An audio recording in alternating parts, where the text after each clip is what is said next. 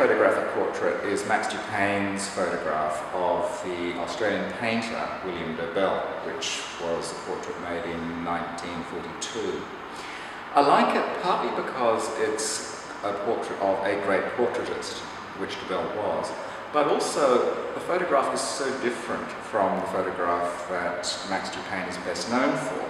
That's the Sunbaker from 1937, which is a very abstract, very elegant, stylized image of a man resting his head on his folded arms on the beach.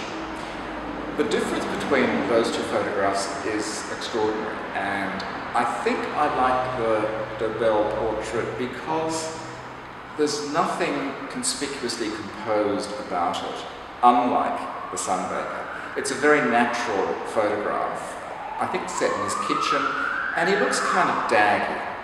He is not depicted as the sensitive artist, which he in fact was. He was a very shy man. He looks a bit like Errol Flynn. He looks kind of like the archetypal Aussie larrikin, in fact. Now, I suspect that Dobell changed substantially after that photograph was taken. A year later, he won the Archibald Prize. There was a court case contesting his win, and his health packed up and he became a very reclusive person indeed. But at the moment that photograph was taken, I think he was producing his best work. He looks as though he's comfortable being a bit of a dag, dangling from his lip. There's actually a packet of tally-ho rolling papers in the lower right-hand corner of the photograph. And the photo doesn't show a celebrity, which at that stage he virtually was.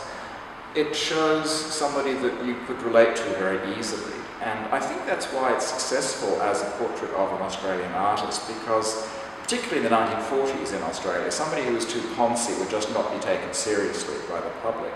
And somebody like that image of Dobell is the kind of artist that the average citizen would feel fairly comfortable with, and they would respect his work, which they did. He was a very successful painter, and the delightful aspect of this portrait is the way he looks as though he's living in a shack. He made a lot of money from his work.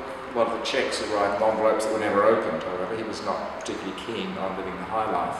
He was a fairly simple, quiet man who produced great work, and I think this is a great photograph that depicts that kind of person.